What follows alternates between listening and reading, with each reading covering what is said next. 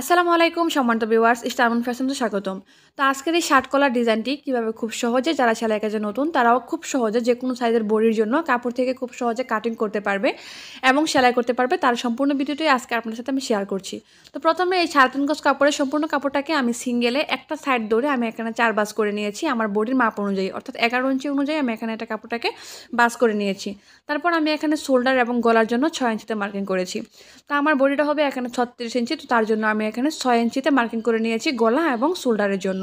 তো আপনাদের বডি যদি 38-এর উপর হয় সেক্ষেত্রে আপনারা 6.5 ইঞ্চিতে মার্কিং করবেন। তো এবার দেখুন গলার জন্য আমি এখানে 2.5 ইঞ্চিতে মার্কিং করেছি এবং আমি হাতার জন্য এখানে 7 ইঞ্চিতে মার্কিং করেছি নিচের দিকে। এবারে দাগটাকে আমি এখানে মিলিয়ে দিচ্ছি। দাগটাকে এখানে মিলিয়ে দেওয়ার পরে এবার আমি হাতার শেপ দেওয়ার জন্য এখানে 3 ইঞ্চিতে একটা মার্কিং করে নিচ্ছি। তো এবার আমি এখান থেকে বডির মাপটা নিয়ে নিব। তো আমার বডির মাপটা হবে 36 ইঞ্চি, তো এখানে আমি 9 ইঞ্চিতে মার্কিং করে নিচ্ছি এবং সেলাইয়ের জন্য আরও 1.5 ইঞ্চি বাড়িয়ে নিচ্ছি এক্সট্রা। এবার হাতার শেপটাকে আমি এখানে দিয়ে দিলাম। দেওয়ার পরে এখানে শোল্ডার ডাউন দিতে হবে। তো আমি নিচের দিকে 1/2 ইঞ্চিতে মার্কিং করে এখান থেকে শোল্ডারটা ডাউন করে দিচ্ছি। এবার দেখুন বডির লম্বার মাপটা হচ্ছে 14 ইঞ্চি, তো এখানে লম্বাটা হবে 14 ইঞ্চি এবং সেলাইয়ের জন্য আর 1 ইঞ্চি বাড়িয়ে আমি 15 ইঞ্চি নিয়ে নিচ্ছি। কোমরের মাপটা হবে এখানে 32 ইঞ্চি, তো আমি 8 ইঞ্চিতে একটা মার্কিং করে নিচ্ছি এবং চিকেন এবং সেলাইয়ের জন্য আর 2 ইঞ্চি এক্সট্রা নিচ্ছি সেলাই করার জন্য। তো এবার আমি এই দাগগুলোকে স্কেল দিয়ে সমান করে মিলিয়ে দিচ্ছি এবং এই পাশ থেকেও যে বডির যে মাপটা আছে সেটাও দিয়ে দিলাম এবং সেলাইয়ের যে মাপটা আছে সেটাও আমি এখানে দাগ টেনে মিলিয়ে দিলাম। তো এবার যে দাগটা আমি দিয়েছি সেই দাগ অনুযায়ী কিন্তু সম্পূর্ণ কাপড়টাকে কাটিং করে নিতে হবে। তো শোল্ডারের যে মাপটা হয় এই মাপটা কিন্তু আপনার বডির উপর ডিপেন্ড করে হয়। আপনার যদি 32 থেকে 36 কিংবা 38 পর্যন্ত হয় সেক্ষেত্রে কিন্তু আপনি 6 নিতে পারেন, 6 নিলেই চলবে। এবং যদি আপনার 38-এর উপরে বডি হয় 44 পর্যন্ত চলে যায় সেক্ষেত্রে আপনারা 6.5 নেবেন শোল্ডারের মাপটা। তো এখানে আমি 4 ইঞ্চিতে একটা চিকেনের একটা মাপ দিয়ে নিচ্ছি। তো এই তো আমার এখানে কিন্তু বডিটা কাটিং করা হয়ে গেছে। তো আমি কিন্তু এখানে গলা কাটিং করিনি, গলা আমি এখানে এখন কাটিং করব আর সেলাই করব। তো গলা কাটিং করার জন্য প্রথমে আমি যে মাপটা এখানে নিয়ে নিচ্ছি, তো দেখুন আমি এখানে 2.5 ইঞ্চিতে একটা মাপ নিয়ে নিচ্ছি এবং 2.5 ইঞ্চি মাপ নেওয়ার পরে এবার আমি 3 ইঞ্চিতে একটা মার্কিং করে নিচ্ছি।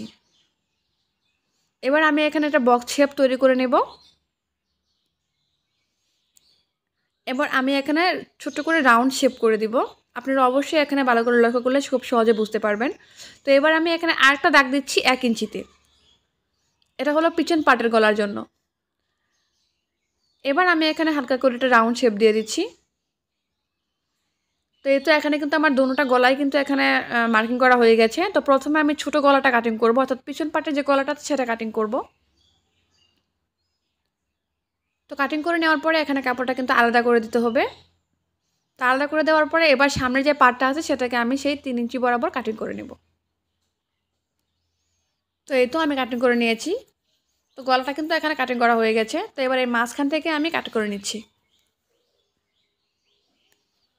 তো মাঝখান থেকে কাটিং করে নেওয়ার পরে এবার এই যে কাপড়টা দেখতে পাচ্ছেন আমি এখানে একটা এক্সট্রা কাপড় নিয়ে নিব। তো এই কাপড়টাকে আমি এখানে এর সমান করে কাটিং করে নিচ্ছি।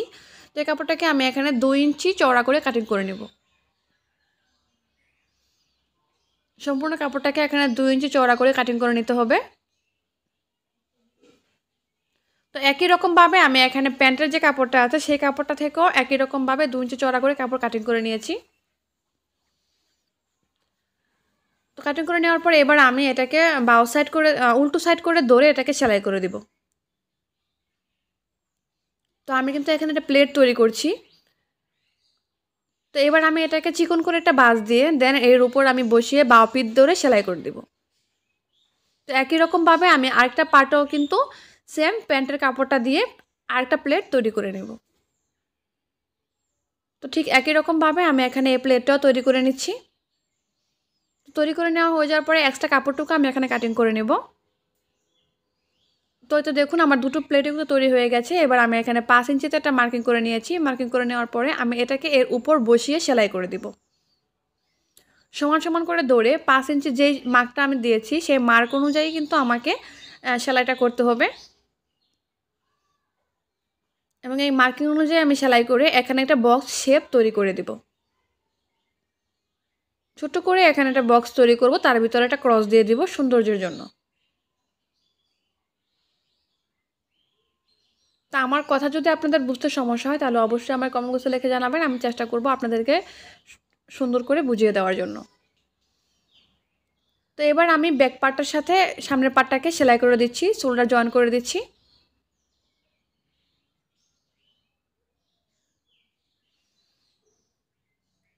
তো এই তো আমি এখানে শোল্ডার জয়েন করে নিয়েছি। তো শোল্ডার জয়েনটা করে নেওয়ার পরে আমাকে এখানে গলার মাপটা নিতে হবে। তো এখানে ভালো করে লক্ষ্য করুন গলার মাপটা কীভাবে নিতে হয়। তো গলার মাপটা আমরা যে প্লেটটা করেছি এই প্লেটটাকে ছাড়িয়ে কিন্তু গলাটাকে ধরতে হবে এবং দৌড়ে এখান থেকে ঘুরিয়ে ঘুরিয়ে ঠিক এইভাবে গলার মাপটা নিতে হবে, তাহলে খুব সহজে আপনারা গলার মাপটা পেয়ে যাবেন। তো দেখুন আমার এখানে 17 ইঞ্চি এসেছে গলার মাপটা। তো দেখুন আমি এখানে 4টা কাপড় নিয়েছি, অর্থাৎ 4টা বলতে এখানে 2টো কাপড় নিয়েছি, 2টো কাপড়কে আমি 4 ভাঁজ দিয়েছি এবং এই কাপড়টা চড়া হচ্ছে 4 ইঞ্চি। তো এখানে 2টো কাপড় আছে। তো এর লম্বা কিন্তু লম্বা আছে কিন্তু আপনার 2 ভাঁজে কিন্তু লম্বা আছে প্রায় 24 ইঞ্চির মতন। এখানে কিন্তু লম্বা কাপড়টা কিন্তু অনেকটাই লম্বা হতে হবে এবং গলার মাপ অনুযায়ী আমি এখানে 8.5 ইঞ্চিতে মার্কিং করে নিয়েছি এবং আমি আরও 2 ইঞ্চি এক্সট্রা বাড়িয়ে এখানে মার্কিংটা করে নিয়েছি। 8 ইঞ্চির সাথে আরও 2 ইঞ্চি বাড়িয়ে মার্কিং করে নিয়েছি। নেওয়ার পরে আমি এটাকে দাগটা সমান করে মিলিয়ে দিচ্ছি। আপনারা অবশ্যই কথার সাথে ভিডিওর দিকে ভালো করে লক্ষ্য করবেন, তাহলে খুব সহজে বুঝতে পারবেন। এবার এক্সট্রা কাপড়টুকু আমি এখান থেকে কাটিং করে ফেলে দিচ্ছি। কোণাকুনি একটা মার্ক করে নিচ্ছি। কোণা শেপ দেওয়ার পরে এবার এই কাপড়টুকু আমি এখান থেকে কাটিং করে ফেলে দিচ্ছি। এবার একটু মনোযোগ দিয়ে লক্ষ্য করুন, এই যে পাটটা আছে, যে পাটটা ছোট হয়েছে কোণা কাটার পরে, এই পাটটা থেকে আমি এই মাথা থেকে 1/2 ইঞ্চিতে একটা মার্কিং করব এবং এর যে মাছ বরাবর আছে সেই মাছ বরাবর পর্যন্ত চিকন করে একটা দাগ দিয়ে দেব। আপনারা একটু ভালো করে লক্ষ্য করলে বুঝতে পারবেন, এটা কিন্তু 1/2 ইঞ্চি মার্ক করেছি এবং উপরের দিকে চলে এসেছি চিকন করে। এবার এই অনুযায়ী এটাকে কাটিং করে নিতে হবে। এবার এই কলারের নিচের যে কোণাটা আছে এই কোণার দিকেও কিন্তু সেমভাবে 1/2 ইঞ্চিতে একটা মার্কিং করে নিতে হবে। এবার এটাকেও ঠিক মিডল বরাবর এসে এখানে কোণাকুনি একটা দাগ দিয়ে দিতে হবে এবং এই দাগ অনুযায়ী এখানে এটা কাটিং করে নিতে হবে।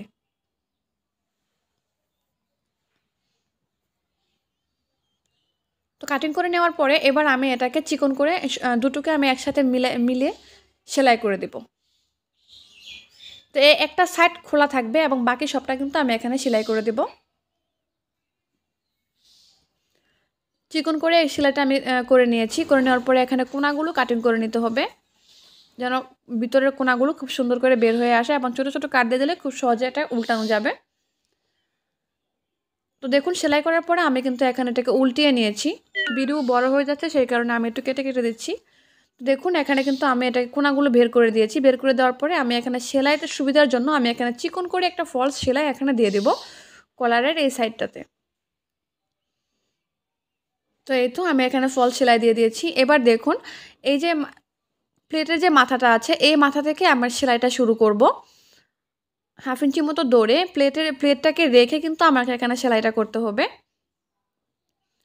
জাস্ট কলারটাকে দৌড়ে এই মাথা থেকে ওই মাথা পর্যন্ত সেলাই করে নেব এবং সেলাই করার সময় খেয়াল রাখবেন যেন প্লেটের উপরে না চলে যায়, দুটো মাথায় যেন সমান সমান হয়। তো এই তো আমি সমান সমান করে কিন্তু কলারটাকে এখানে সেট করে নিয়েছি। দেখুন কলারটা কিন্তু প্রায় এখানে হয়েই গেছে। এবার নিচের সেলাইটাকে রাখার জন্য আমাকে এখানে আরেকটা কাপড় নিতে হবে। তো এই তো এই প্যান্টের কাপড়টা থেকে আমি কাপড়টা নিব এবং এই কাপড়টা কিন্তু তেড়া করে কাটিং করতে হবে। আপনারা অবশ্যই কাপড়টা যখন কাটিং করবেন তেড়া করে কাটিং করবেন। তেড়া করে কাটিং করে নেওয়ার পর আমি এটাকে ডাবল বাস করে নিয়েছি। ডাবল বাস করে আমি এটাকে এর উপর রেখে 1/2 ইঞ্চি মতো সেলাই করে দেব। যে সেলাইটা প্রথমে আমরা কলার জয়েন করেছি সেই সেলাইটাকে ঢাকার জন্য কিন্তু এখানে সেলাইটা দিতে হবে এবং যে বাসটা আমি দিচ্ছি আমার হাতের দিকে লক্ষ্য করুন, ভিতরের দিকে এটাকে 1/2 ইঞ্চি বাস করে তারপরে সেলাইটা করতে হবে উপরের দিকে।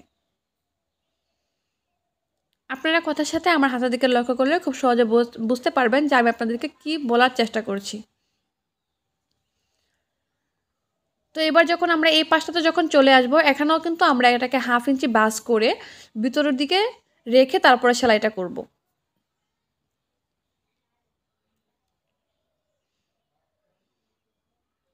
তো এই তো সেলাই করে দিয়েছি। সেলাই করে দেওয়ার পর আমরা এটাকে এখন উল্টিয়ে নেব। উল্টিয়ে নেওয়ার পরে কিন্তু কাপড়ের যে সেলাইটা আমরা দিয়েছি সবগুলো সেলাই কিন্তু ভিতরের দিকে চলে যাবে। ভিতরের দিকে চলে যাওয়ার পরে এটাকে আমরা আরেকটা বাঁশ দিয়ে এখানে চিকন করে সেলাই করে নেব। তো দেখুন আমি এটাকে চিকন করে সেলাই করে নিয়েছি এবং এই সেলাইটা যখন আপনারা করবেন তখন অবশ্যই এই পাইপিনের কাপড়টাকে কিন্তু টান দিয়ে ধরে ধরে তারপরে সেলাইটা করবেন। কারণ এই পাইপিনের কাপড়টা কিন্তু আমরা তেড়া করে কাটিং করেছি যেন আমরা টান দিলে এটা লম্বা হয়। তো এটা লম্বা হবে আর আপনারা সেই অনুযায়ী এটাকে সেলাই করে নেবেন এবং কাপড়টা নিচের যে কাপড়টা সেটাকে ছেড়ে ছেড়ে সেলাইটা করতে হবে যেন কোনো রকম কুচি না পড়ে। ঠিক আছে? তো গলাটাকে খুব সহজে আপনারা এখানে তেড়া করে কাপড়টা নেওয়ার কারণে খুব সহজে এটাকে সেলাই করে নিতে পারবেন। তো সেলাইটা হয়ে গেছে। দেখতে পাচ্ছেন আমার গলাটা কিন্তু এখানে তৈরি হয়ে গেছে। তো গলাটার ডিজাইনটা যদি আপনাদের ভালো লাগে কিংবা আপনারা যদি কোনো উপকারে আসেন তাহলে কিন্তু অবশ্যই আমার চ্যানেলের সাথেই থাকবেন এবং লাইক, কমেন্ট, সাবস্ক্রাইব করে আমার চ্যানেলের সাথেই থাকতে পারেন। তো এখানে আমি মাঝখানে একটা মার্কিং করে নিয়েছি। মার্কিং করে নেওয়ার পরে আমি এখানে কিছু শু বাটন এবং টিপ বুতাম আমি লাগিয়ে নিয়েছি মাঝখানে গলাটা ছোটো বড় করার জন্য। তো আমার ভিডিও যদি আপনাদের ভালো লাগে কিংবা আপনারা যদি কোনো কিছু শিখতে পারেন তাহলে অবশ্যই পাশে থাকা বেল আইকনতে ক্লিক করে রাখবেন নতুন ভিডিও নোটিফিকেশন পাওয়ার জন্য। ধন্যবাদ সবাইকে। আল্লাহ হাফেজ।